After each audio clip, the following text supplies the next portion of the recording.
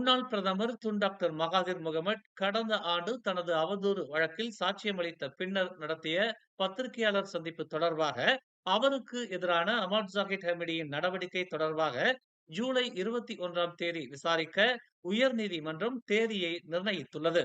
கூடுதல் பிரமாண பத்திரங்களை தாக்கல் செய்ய கூடுதல் அவகாசம் தேவை என்று மகாதீரின் வழக்கறிஞர் மியோர் நோர் ஹைதிர் சுகாய்மி நீதிமன்றத்தில் தெரிவித்ததை அடுத்து நீதித்துறை ஆணையர் கான் தெச்சியும் தேதியை நிர்ணயித்தார். தாக்கல் செய்வதற்கான நோக்கங்களுக்காக மகாதீரின் அறிவுறுத்தல்களை பெற வேண்டும் என்று கான் தெச்சியும் கூறினார். மேலும் மகாதீர் தற்போது லங்காவி சர்வதேச கடல்சார் மற்றும் விண்வெளி கண்காட்சி 2025இல் கலந்து கொள்கிறார் என்றும் அவர் கூறினார். ஜாகித்தின் வழக்கறிஞர் ஷாருல் ஃபஸ்லி கமருல் ஜமான் விசாரணையை ஜூலை 21ஆம் தேதிக்கு ஒத்திவைப்பதில் தங்களுக்கு எந்த ஆட்சேபனையும் இல்லை என்று தெரிவித்தார். கடந்த ஜனவரி 7ஆம் தேதி ஜாகித் அவமதிப்பு நடவடிக்கைகளை தொடங்க நீதிமன்றம் அனுமதி அளித்தது. மகாதீர் தனது அவதூறு வழக்கில் சாட்சியமளித்த பின்னர் நடத்திய செய்தியாளர் சந்திப்பை தொடர்ந்து இது நடந்தது.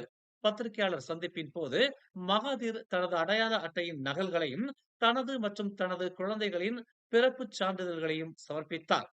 ஜாகித் குட்டி என்ற பெயரை தன்னை இழிவுபடுத்தும் வகையில் பயன்படுத்தியதாக கூறி 2022இல் மகாதீர் அவதூறு வழக்கை தாக்கல் செய்தார்.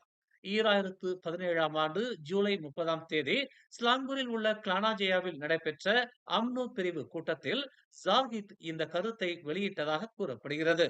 ஜாகித்தின் இந்த கருத்து தான் மலாய்க்காரராகவோ அல்லது முஸ்லீமாகவோ பிறக்கவில்லை என்றும் தனது அசல் பெயர் இஸ்கண்டார் குட்டியின் மகன் மகாதீர் என்றும் குறிப்பிடுவதாக மகாதீர் குற்றம் சாட்டினார்.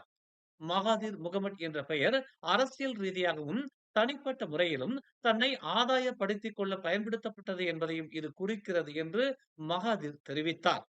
ஜாகித் தனது வாதத்தில் பழைய அடையாள அட்டையின் நகலில் உள்ள தகவல்களின் அடிப்படையில் அந்த பெயர் ஒரு தனி நபரை குறிக்கிறது என்று தெரிவித்திருந்தார். மேலும் செய்திகளை தெரிந்து கொள்ள தமிழ் மலர் நாளிதழை பாருங்கள். உடனுக்குடன் செய்திகளை தெரிந்து கொள்ள தமிழ் மலர் இணையதளம், தமிழ் மலர் செயலி மற்றும் மலர் டிவி யூடியூப் சேனலை வலம் வாருங்கள். எங்களோடு இணைந்திருக்க மலர் டிவியை பதிவு செய்து கொள்ளுங்கள்.